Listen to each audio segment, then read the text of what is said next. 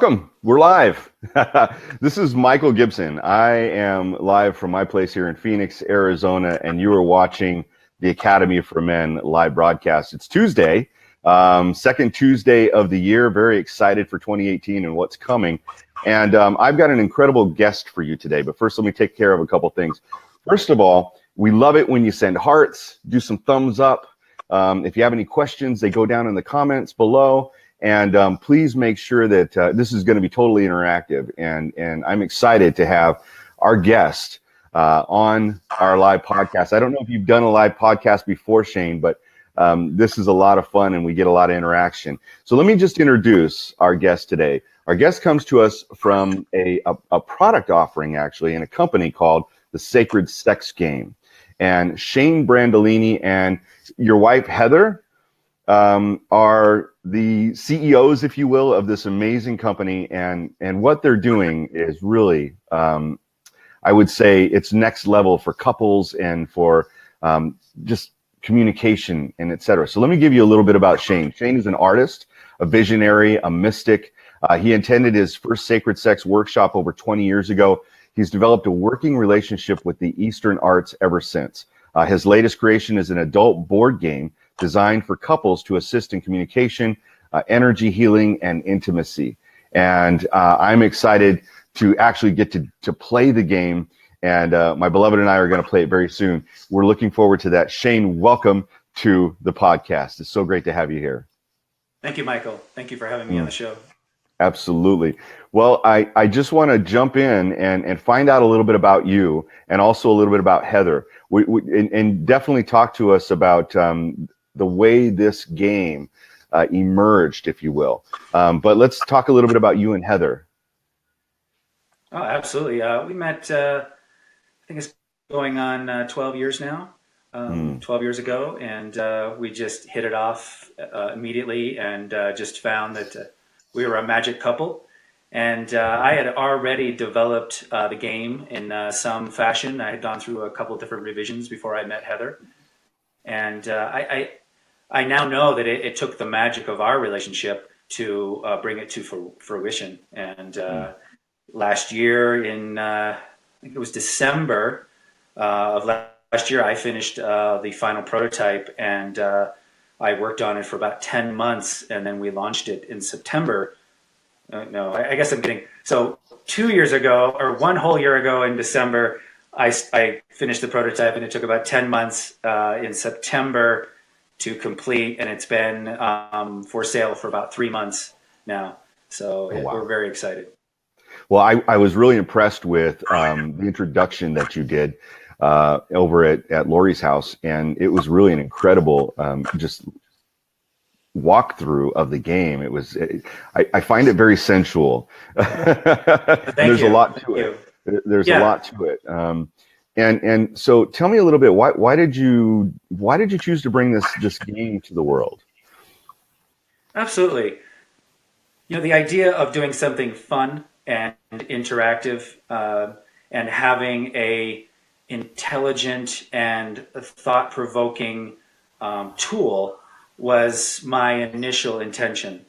You know, I love games, and the idea of having something playful was the driving force, and the ability to have, you know, a creation that really inspired me, that drew upon my esoteric knowledge and, you know, 20 years of experience doing sacred sex and tantra, then that I could bring forth was, you know, it seemed like a challenge, and yet it seemed like something that was doable. So.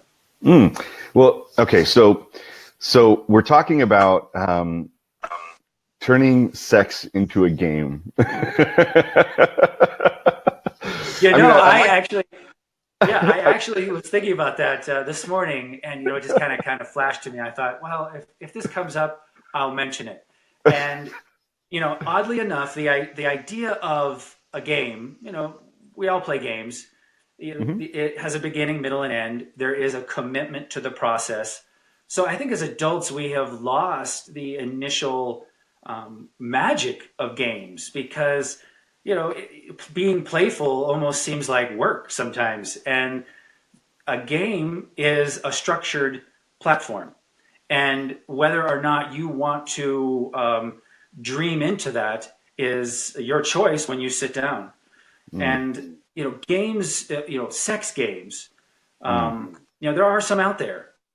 And in my awareness of them, or my opinion of them, is that they're very masculine. It's a very, roll the dice, get into another position, let's go, go, go. And sacred sex game is a sensual, intimate communication tool.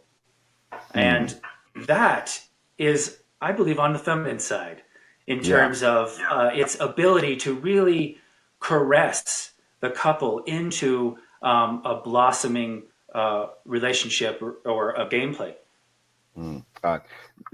The other thing that I noticed, and by the way, I want to shout out to Lori. Lori Handlers is on with us today, and she says, "Isn't sex a game?" And it's magic. She's absolutely right. It is. Welcome, Lori. Thank you for joining us today. And so, and all the rest who have joined as well. Thank you for joining, and thank you. Definitely give us some thumbs up, some hearts. We love that. It's amazing. One of the things that really impressed me, Shane, about this was how well thought out it was, and the structure of the board game, and the way that you move around it. And so, I'm really going to I'm going to launch into that piece of it, because I think that, the logistics of how you do a game like this, it really does touch on your feminine and allows, as you said, to your point, the couple to really kind of, to find their way through and navigate the feminine as well as the masculine, and to be able to have this new form of communication arise. Tell us a little about how did you come up with the structure for the game, the board play rather, and then maybe some of the rules, and we'll start to delve a little bit further in. Absolutely. As I mentioned before, I had went through about 6 different revisions of the board years back, and just trying, to figure out a way to move a couple around the board, interact with each other, interact with the spaces, and it was, I had set it down. And when I picked it back up about a year ago, I had a flash. I was actually flipping through one of my tantra books, and I had found the Sri Yantra yantra, and I realized that it was at that moment that I had this time travel back to myself. I'm like, if I ever pick this up again, I'm going to design it in this way. And so, the board is designed like a Sri Yantra. And so it has 3 different rings that you move into, and the interaction is with the board itself as you weave in and out. And it allows for the ability to have a 36 petal slow circle, 27 petal faster circle, and then the very inner circle is 9 petals, and that's really intense. And so that's the basic structure of the board. The scoring probably took me the longest, because like anything, if you don't score correctly, if there's not the ability to actually achieve and lose, then what do you have? You just have a tool that doesn't work very well. So the scoring took me a long time, and it's modeled after energy and blocks. And so there's a dual scoring system.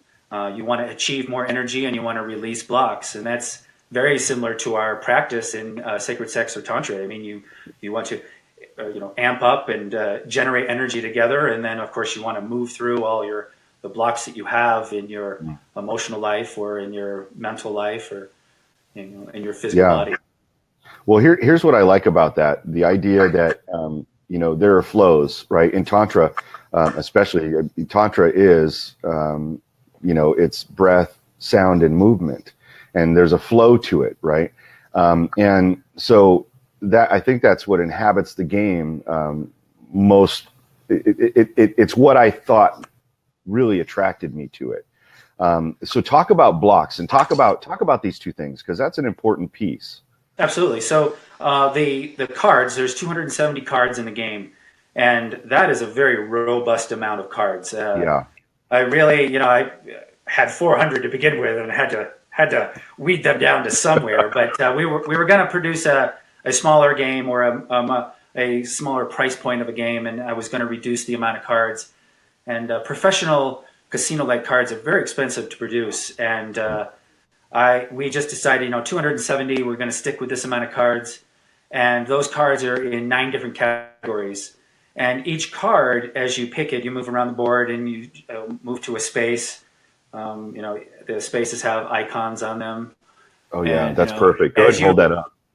Yeah, and each one of those petals relates to a card. And so as you move around the board, you land on land on a petal, I call it, which is just a space on the board. And you pick a card.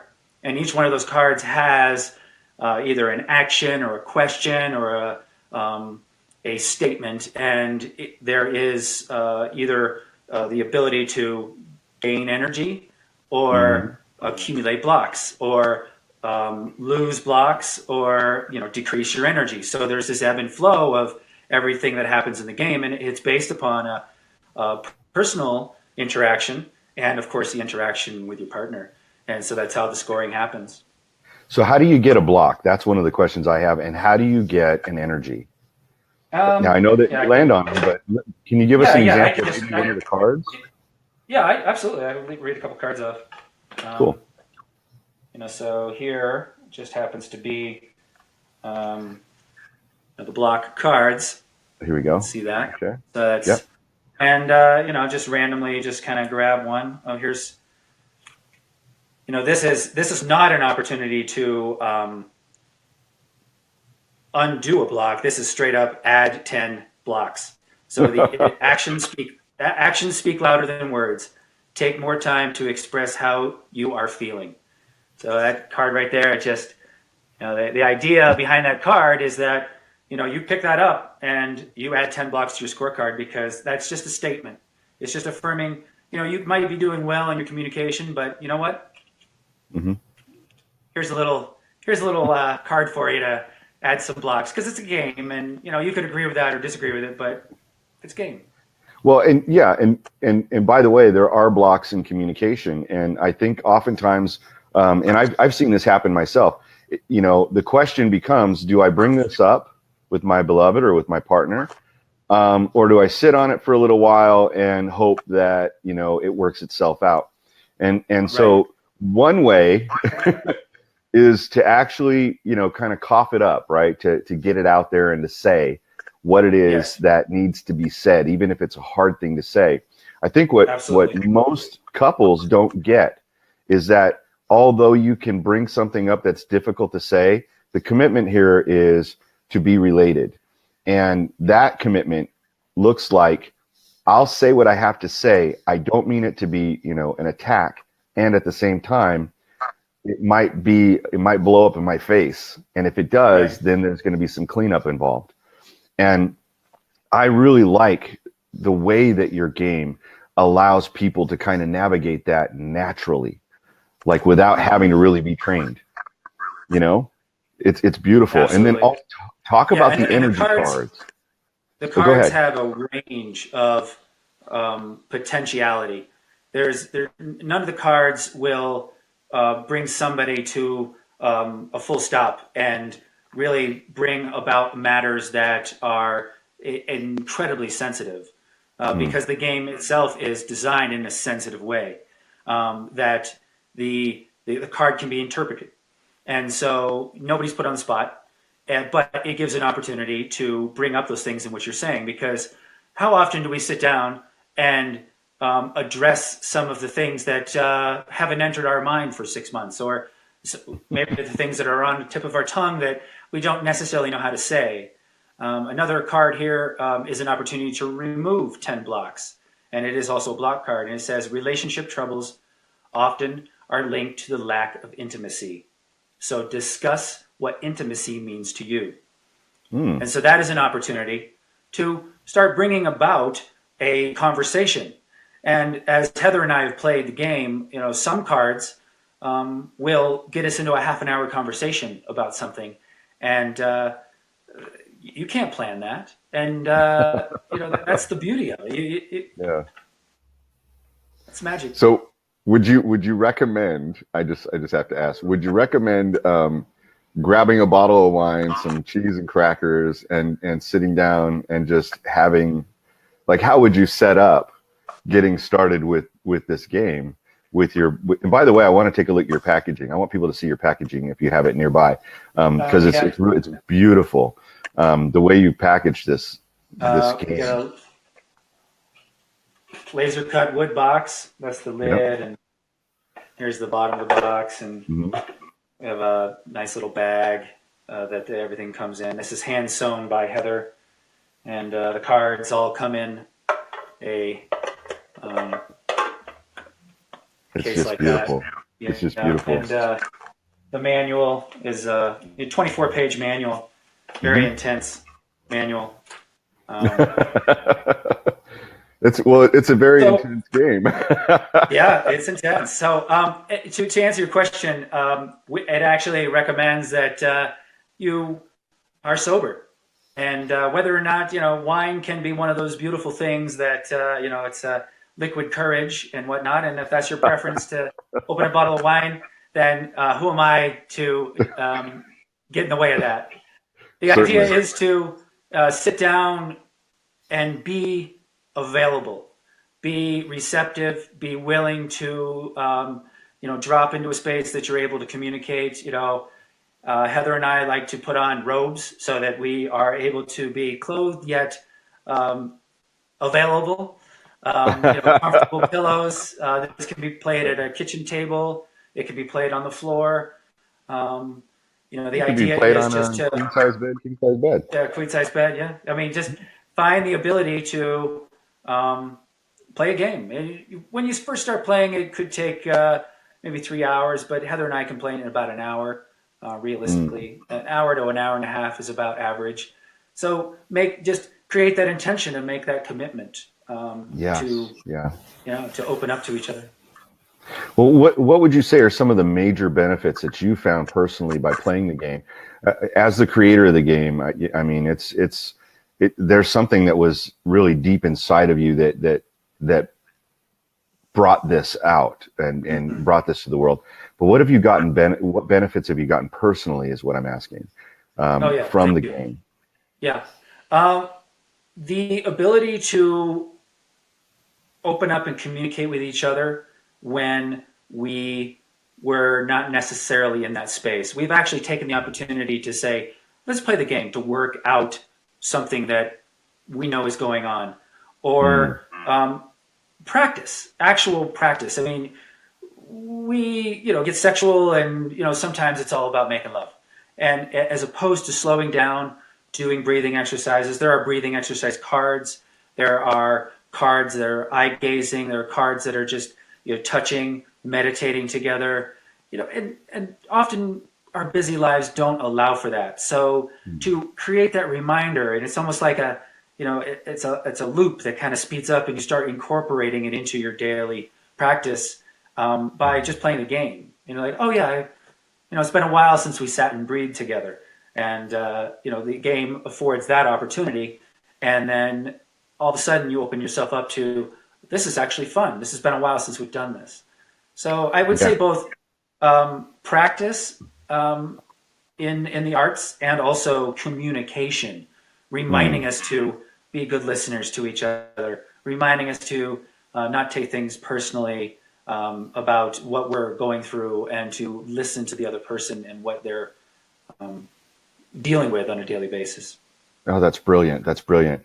So often I find that in communication or listening, the way that most people listen is from the place of, what am I going to say in response, instead of really hearing what is being said. And what that looks like is a fight, to be honest with you. Right? Well, I've got something to say to you back, right? And I think that this lends itself to the ability to actually hear what people are saying. What's not only forefront, but also, there's a history behind us of interacting and relating. And so there's a little bit of, I think, that allows that to be accounted for. How do you move around the? I love that it's cloth, right? Your game board is made of cloth, but how do you move around the game board and win? Well, that's one thing that I want to know about. Yeah, there's dice, and we actually provide semi-precious stones as play pieces. Okay. So you move around the board in a clockwise manner. You start on the outermost ring, which is yellow, and then you have an opportunity to move back and forth actually between the yellow and green. And then the game actually, in order to get to the center, that's when the scoring comes in. In order to approach the center circle, you must have a certain amount of points. And so what's really kind of interesting about the game is that before the game even starts, as part of the manual, you must choose an end elixir, which is what you would win if you reach the center first. And end elixir is a list of 52 different things that you would want if you won. That could be anything from a back massage to a bubble bath to bringing out sex toys to doing a private film to your lover reading you poetry. Lots of things are in there. Oh, wow. And so that is what each of the players must choose if they were to win. It's called the end elixir. And so the doors of communication are opened up before the game even starts. You must choose an elixir, and your partner must agree to the elixir you chose, because the important thing about that is that it's about boundaries too, because there might be some of these things in here that might push your buttons. And by opening up the lines of communication, by having your partner agree to what you've chosen, you've established a line in the sand in terms of communication and boundaries. And then the other part of that is that, and you put that on your scorecard, the elixir you chose. And then the other part of that, before you even start the game, is you must choose a start block. And a start block is, there's 4 different categories, a physical, mental, emotional, and spiritual category. And there's 25 in each. And so there's lots of rich content in which things you might want to work through in your own life. And so by choosing one of those, you kind of drop into a space that allows you to start addressing possible issues that you have in your life. And that's essential for moving forward and becoming more enriched in your own life and in the relationship. And so that's before you can start. And then once those are chosen, roll the dice and begin the game. Wow. That's incredible. The whole how do I want to put it? The whole idea around it makes so much sense. It's fun to play, it sounds like. And it can be kind of hot too, right? Yeah, absolutely. Absolutely. There are physical posture cards in there. There's 10 physical posture cards that couples can get into, but then there's plenty of opportunities to just, like I said, do breathing exercises, eye gazing. And, if you play like Heather and I, where, you're got a robe on and you're sitting there, you'd be, in front of each other. And, there's opportunities to become hot just by, being in that space, being willing and open. It doesn't all have to be about being forward. It sometimes is about the subtleties. And communication is sexy. The ability to actually break through on emotional levels generates a lot of richness and creates opportunities to engage. I'm loving this. I think that, and this is, well, I'm not going to say that. I think that this is one of those. This is one of those tools that can really help a relationship.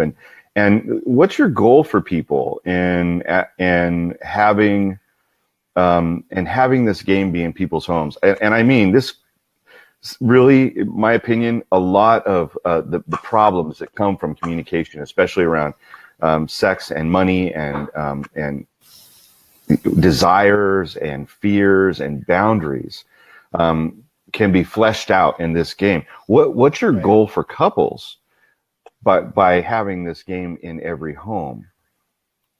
Yeah, well, our goal is for couples to have fun. Yeah, it's a game. The idea is that if there is serious trouble in the relationship that needs professional counseling or a professional mentor or a tantra workshop or going to the Bahamas or going to Jamaica, the idea, if that's what you need in your life, and you both know in your hearts that you need an outside source or something to really snap you back into what you might have had before, or that you can get back to, well, then I celebrate that, and we celebrate that. Absolutely. But this game is an in-home workshop that is a tool for couples to ignite that fire, to be able to have a connection with each other that they might not have otherwise done very easily. Heather and I love to sit down and play the game because sometimes work just gets to you, and the idea of shutting off the devices, sitting down, playing an analog game, and really getting back to those things that we just need to be reminded of. Yeah. I have to ask the question because this is clearly for couples, but in this, in the world today, we have emerging, well, they're not emerging, they're pretty established, I think, at this point, many different types of relating. So we have polyamorous people, we have people that are in, tri-unions and quad unions, and I mean, all types of different relatables, relationships, if you will. I don't like to call them relationships because sometimes they turn into relationship. I would rather call them ways of relating. But can this be done with more than just a couple? Mm-hmm. Yeah, very good question. And actually, this is not the first time this has been brought up. And what's important about the game is that it is structured as a dyad play. And I say that because of the way the cards are set up. Okay. So not necessarily couples, but partners. And so on our website, on a secret page after you buy the game, there are rules for a triad, and there are rules for two couples, or excuse me, two sets of partners. The complication in the game comes with timing. And when somebody hears game or something, the idea is to have something to break the ice. Have something to break the ice in a triad. Okay, we're all sitting down, kind of just looking at each other. What do we do now? Oh, let's play this game. It seems so natural to play something to break the ice. But this game stimulates a lot of really deep, thought-provoking interchange. So I had to build a triad rule set that actually created a dyad and triad back and forth, like communication of the cards. Who does the scoring go to? How do you set it up like this? So the idea of 4 to 6 people sitting down to this that have no real relationship with each other, you figure out the scoring because it's just we're going to open source that piece of it. Right. Simple is better. So if you can sit down with a partner and play this game successfully, then I recommend you bring in a third person if that's your choice, and do that successfully. And then if you think you can sit down with 6 people successfully, email me and we'll work out the details. We'll figure it out. Yeah. Turn it into a dinner party game. Yes. It's not just an orgy kind of game, because the idea that you have to create, you have to put down scoring, plays a lot into it. And there has to be a winner, and so there has to be scoring to have a winner. Well, you also did something, I think, in the game that when you get closer to the center, when you get into the center, that you can also it also allows for a benevolence or generosity in helping your partner win. So it can become a win, and I think that's so important. Thank you. Thank you for bringing because that up. our world is not, our world seems to be competition, and there must be a winner and a loser. I believe that we can have both winners, and I love that you've done that with this game. So thank you. Let me give you the screen. That came to me in a flash of just intuition, and it was a message from the universe. I'd been developing this game since I was 29 years old, and this is the hallmark of the game. I thought you were 29 years old. No, 30. Just, so when somebody actually reaches the center, it's part of the rule system that they give that the other person gives up their right to roll, and that the person who reached the center first now rolls for their partner. And so the person who reaches the center does not receive their end elixir until both people reach the center. So it is, like you said, it is this benevolence, this idea that yes, you got there first, but now it's you bring your partner in as well. The same as the idea of orgasming. The you want to have that union. You want to have that ability for each person to reach as high as they can. So there is a coaching and a intention. And so this person here that reaches the center is now interacting. And many of the cards still have both people interacting. I mean, right here is a posture card on the inner circle. And so if the person, the winner is already just doing nothing except rolling, and the player that's on the outside lands on this, you could find yourself in a sexual posture. And so role play never really actually ended. And so that's the beauty of it. It's a hallmark of the game, and we're very thankful that this came to the game, because it shows this idea of ending together, winning together. I love that. And by the way, as it relates to the Academy for Men and what we're attempting to do here, really with a social, I guess I call it a socio-sexual revolution, is we're really for men to get that, we don't want to just end first and then that's it. I mean, and I don't want to accuse men of, hit it and quit it, which, is a thing people have said many, many times in the years, over the years. But that men get it, that women, as you're pleasuring women, you want to bring them along, and you also want to bring yourself along. But, too often we kind of get to the end of our orgasm and she's still left wanting. And I like this because it plays into it, or at least not plays into, but it does give you this idea of benevolence and really being there for her pleasure as well, but that you both win. And that right there deepens your relationships. So some people might think the Academy for Men is really just about teaching men how to fuck women, and that's part of it. But the other part of it is, how do we be present as men? The number one thing that I see on when these questions hit groups is, what do you love most about sex, or what's your top thing that really makes sex great? Women say presence. And I think that this kind of a game can train men how to be present, how to really listen, and how to give back according to what they're hearing, not according to what they're thinking as they're hearing it. Absolutely. It's brilliant, my friend. It's brilliant. And I'm thankful that you've come into my life at this time of my life. Say something real quick before I want to make sure that people have access to you. So I've been putting up your website address, sacredsexgame.com.